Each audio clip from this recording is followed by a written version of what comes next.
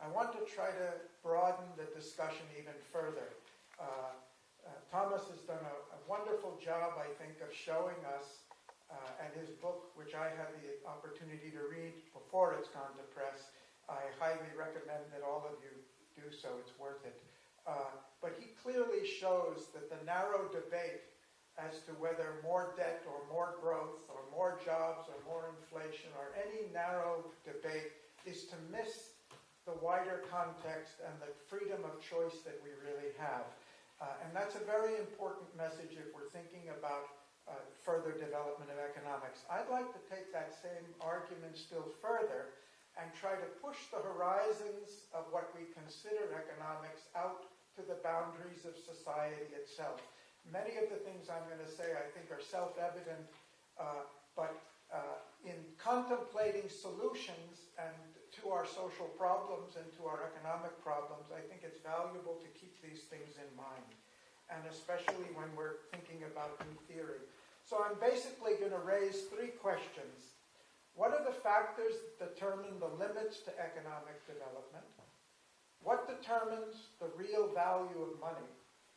What is the optimal distribution of social power, and how can it be achieved? And I'm not going to answer any of these three, but I'm going to try to suggest elements of the answers. And I was very grateful to Minister Silva this morning. For me, it was unexpected, for raising the issue of power right up front, because I think it's a critical element of this whole equation. First, a few observations. The modern economy is a social institution founded on an ever-expanding organization of human relationships. Sometimes we think of economy as what we're producing, or we think of money, we think of transactions, but the fundamentals of economy are human relationships. And the growth of economy over the millennium has been increasing the intensity and the quality and the organization of those relationships. And that's essentially what economy does for specific purposes. Like any social institution, economic institutions are intended to serve a purpose.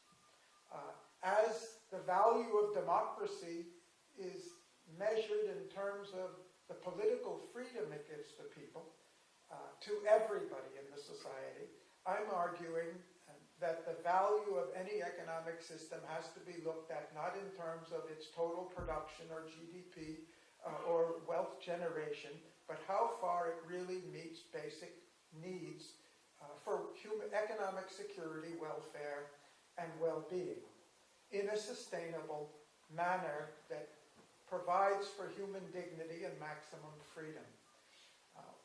That's not how we may agree with the statement, but it's not how we are typically evaluating economic policy, economic performance. If we look at the performance of the world economy over the last 200 years, it's a fantastic story. Real per capita GDP has gone up about 12 times in spite of a more than 7-fold growth in population. It's hard to argue with success. And that's a powerful argument for those who feel that what we're already doing is good. Yet we all are aware of the signals.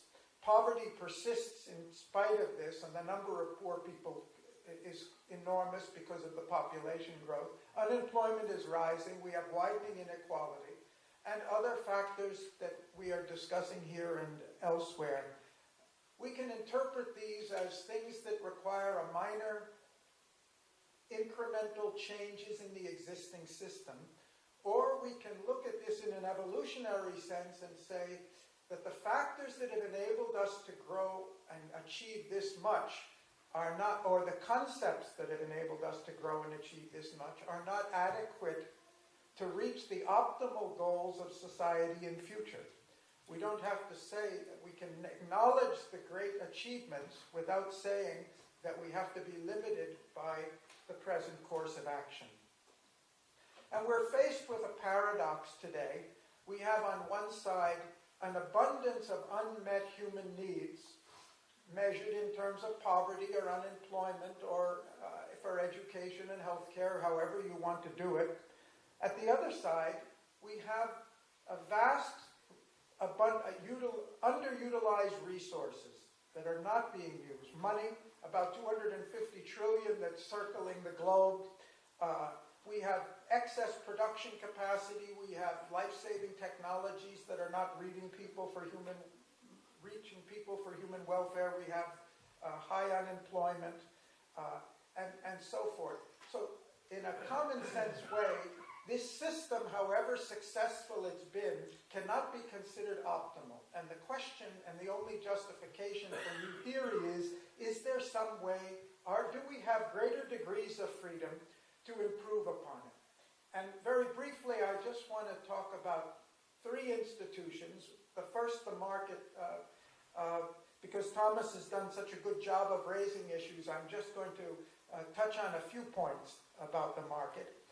Market is essentially a networking device, just the way language is a networking device. Without language, we can't communicate. Society doesn't exist. Market is an effective instrument to bring people together who have capacity to produce and capacity to consume, and to utilize all of the capacities of the society. But when we credit the growth of the economy over 200 years and say it's because of a market economy, we miss out on the fact that this is one part of an integral social system, or I prefer not even social system, but an organism, which has been growing and developing in all respects. I might argue that democracy has been as an important a contributor, or greater importance, than economy to the rising living standards in the world. Because if we'd had all the technologies we've applied in the last 200 years under the old system, we'd have far greater inequality than we have today, and far higher levels of poverty.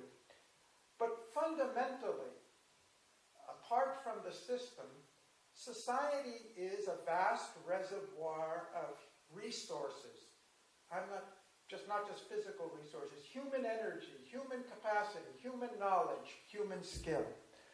And the question is, are we really utilizing those human resources, those capacities, in an optimal way for the benefit of society?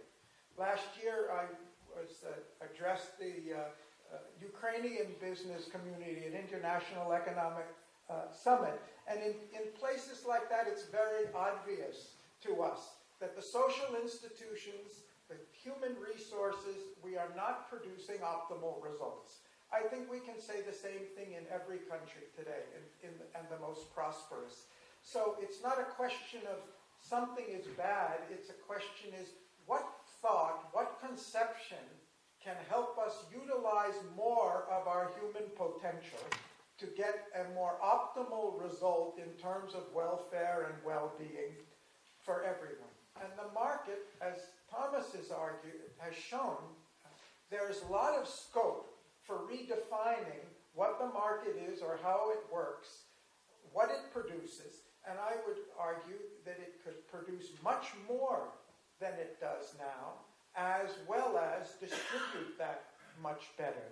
It's not just a question that we may pre-distribute rather than redistribute, for which there are real problems, but we're not really optimally utilizing human capacities to meet human needs.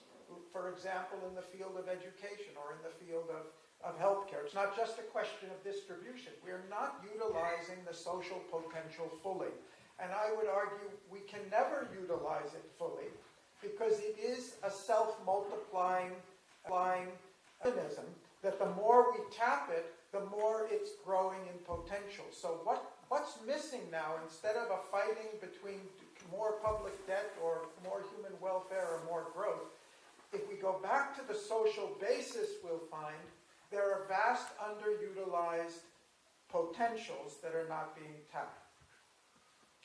The implication of this, we talk in economics about the efficiency of the market, but when you look at economic activity from the point of view of society, what is economically efficient may be very inefficient in terms of meeting social needs. And so if we're going to have an efficient market theory, I would argue it should be efficient in maximizing human welfare, not efficient in utilizing at the level of the firm to produce the maximum profit out of the minimum raw materials and in space and time. The market has succeeded because it promotes values, universal values of individual freedom, self-reliance, innovation, and creativity, which are a natural counterpart to democratic freedoms. But we also know it fosters another set of values that are competitive, conflicting, that foster inequality, promote insecurity, ecological imbalances, and individualism. And what I mean by individualism is not the development of the individual, but the idea of every person working for themselves, rather than every person contributing in the most constructive way in the society. So as an assessment, market has done tremendous things for the society, but not in isolation, in combination with all the other social institutions that have developed over the last centuries. Without regulation, and I think we all understand this, that market lacks moral discrimination. It's prone to short-termism, unhealthy imbalances, and cancerous growth, and even creating black holes where it draws everything into a particular place. We call it a monopoly or a center of power. So there's no reason to conclude that the way the market's functioning today is optimal. The second institution I'd like to talk about is money. And money is also a networking institution. Money itself has no more value than the particular sound that I'm making. The sound, the words I'm making only have value because you know what, we have a shared meaning for those words. If I take $1 billion on a desert island where I'm alone, my money is worthless. It's only useful in relationship to other people. Economics focuses primarily on the economic value of money, or the economic power that money has for buying goods and services. But I think when we reflect socially in society, there's a vast power of money that is not directly related to the production or purchase of goods and services at all. And it takes many different forms. It can buy political power, as we well know. It can give you access to anything that society has to offer, not just goods and services. It can give you access to the president and prime minister of a country.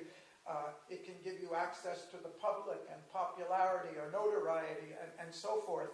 And I don't think we've fully understood the significance of the social power of money, not just in the narrow sense of that money can be used in corrupt ways, or money can be used to distort political processes, but what is really the basis that gives money power in society? If we look at it, I think the answer lies in the fact that money is a symbol. It's not a thing, it's a symbol. And it's a symbol nominally for products and services and anything I can want to buy that the society can produce. At a deeper level, the money is a symbol for the productive capacities of the whole nation, or of which the money represents. Its natural resources, its technological capacities, its political institutions, its legal system, its capacity for self-defense, it's the rights that it gives to people. It's a symbol for all of these because money has the capacity to enable us to convert one into the other. If you have money, you can generate education, you can improve health, you can strengthen your defense. The money itself represents all other types of social power. But if we take it one further level, and that's where I was trying to go, the real value of money depends on something very subjective, very subtle. and that is the faith and trust and confidence that the public has, not only in the currency, in the government, in the society itself. So the fundamental foundations of money are the value that we give to the society, the faith we have in the society. And I don't have time to illustrate it, but there are very striking illustrations in history, like what FDR did to address the banking crisis in 1933, when he really understood that what was undermining the system was a loss of trust and confidence in the fundamentals of the society. Well, what's the implication of this? The implication is that the amount of money, today we have a debate in Europe and elsewhere in the world, there's only so much money the government can create or utilize because of the implications that it has for indebtedness. And we have some magic numbers as what is the valid proportion of GDP that you can have as your accumulated debt.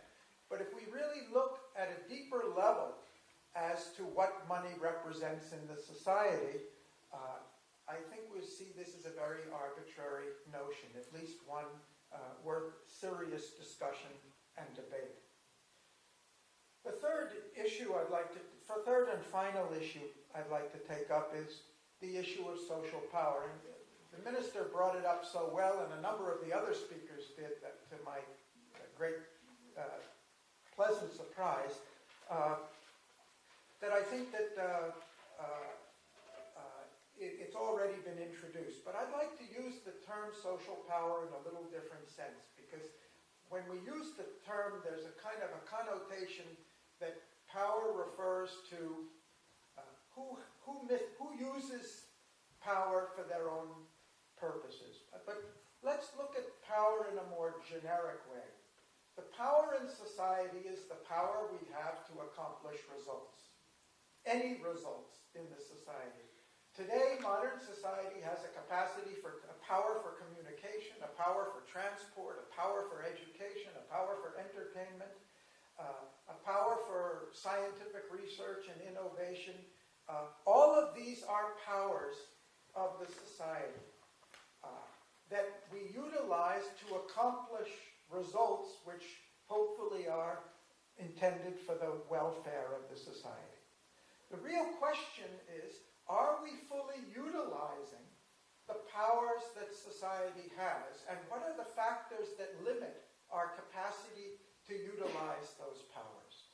And then we come into the second use of the term power, which really refers to how that power is distributed, who's controlling that power, and for what purposes.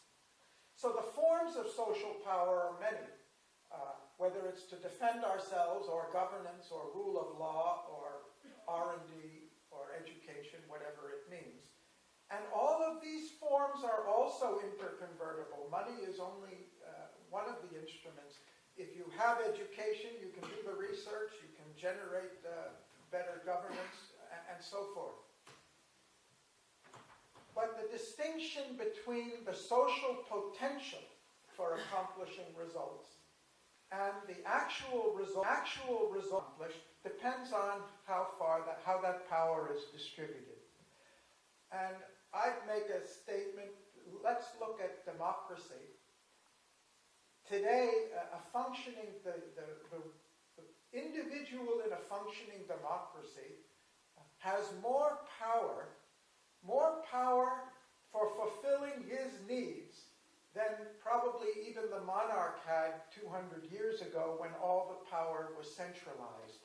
We see that as power has been distributed politically, the overall power in the society has gone up. Because it was not a zero-sum game of if you have power, I don't have it.